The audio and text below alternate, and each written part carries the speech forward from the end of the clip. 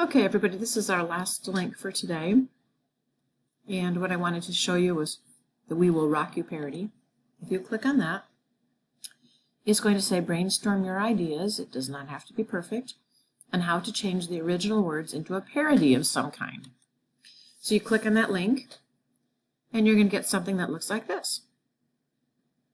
Well, actually, there will be 4 lines here, kind of like this, but with 4 lines.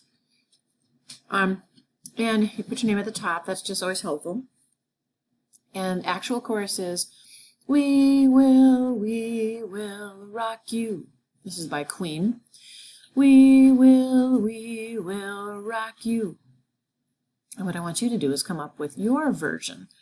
Like I've had someone write, I love waffles, or we hate COVID, or I love football.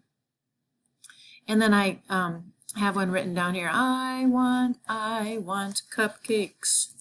And what you do is just type that in. For your version, you can take out the lines, guys. I just wanted to put those there so you knew that was a place to put something. So that is your version of the chorus to that song. The actual verse goes like this. This is what Freddie Mercury came up with and what they sing in the song. Buddy, you're a boy, make a big noise, playing in the street, gonna be a big man someday. You got mud on your face, you big disgrace, kicking your can all over the place. Sing it. And so I just want you to put your version here. I wish they actually had the waffles one. That was a pretty funny one. I came up with this one just really quick on the spot. And I'll paste it in. Now there will be lines there when you open your copy. But again, you can just delete those and type in yours. So I have, buddy, you're a cupcake, looking really good. Gonna buy a bunch for my neighborhood. You got chocolate frosting, sprinkles on the top. Gonna eat you up and never ever stop. That's a little too low for me, but eat it instead of sing it. And this is just meant to be something fun. I'm not making this an assignment. I do appreciate people turning things in, but I also don't want to put pressure on you, okay? So this is just something, if you like playing with words and you feel like doing something like this, you can do that. It feels really great to get creative during, stressful times. And so I want you just to have that opportunity. And if that's not the route you want to go, you can go back into classwork. And if I click this again, it will close it out there. And you could go into Sept 5 if you'd like, just for something to do yet during music today or any other time this week.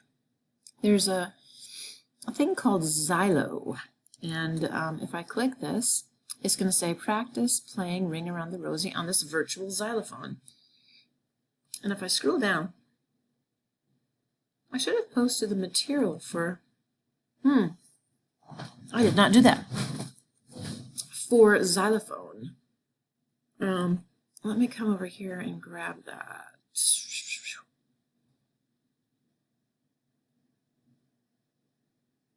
Oh, I think it's in number 5. Let me open this here. I don't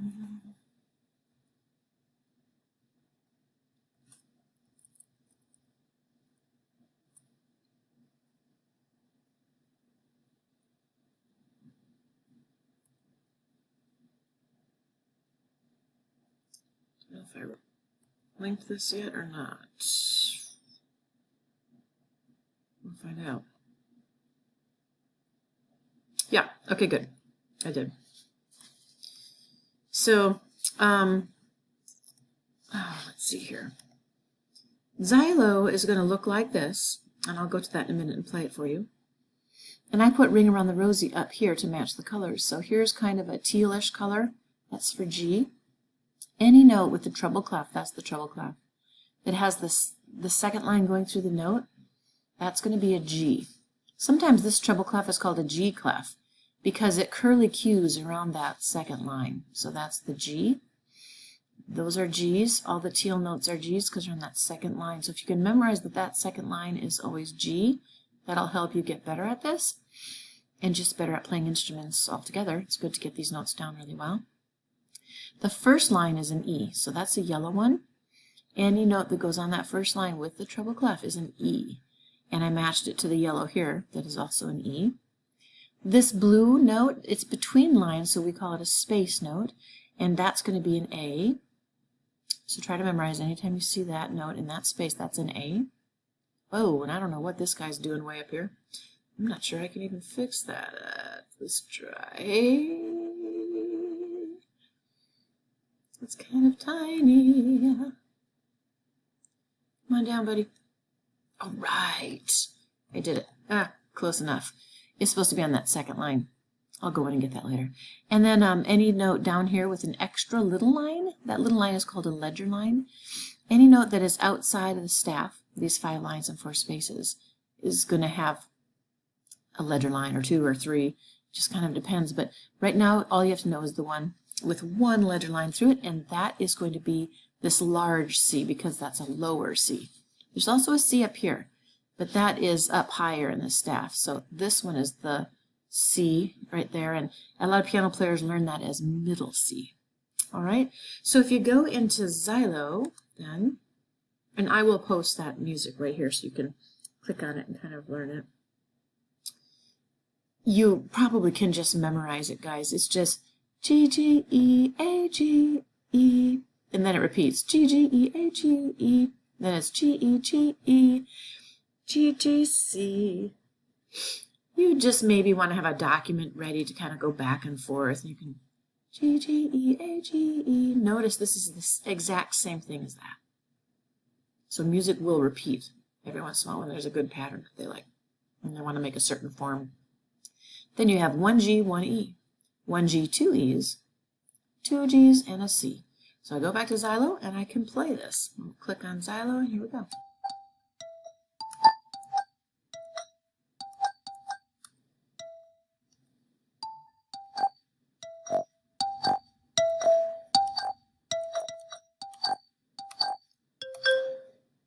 And it's just fun to... I don't think there's a whole lot you can do with it, to be honest, but you know, maybe make up a song. Let's see what it says over here. Not a whole lot. So I'm going to make up a song for you.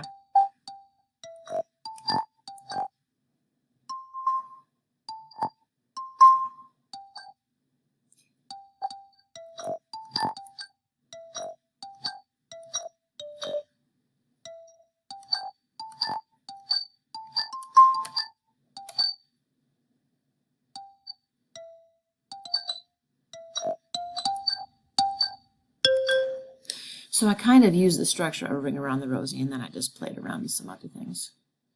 Well, that's what I've got for you today. I hope you can explore Xylo and try to learn how to play a song, because the next time I see you, we are going to be talking about how to record Ring Around the Rosie, so I can hear that you learned how to do that.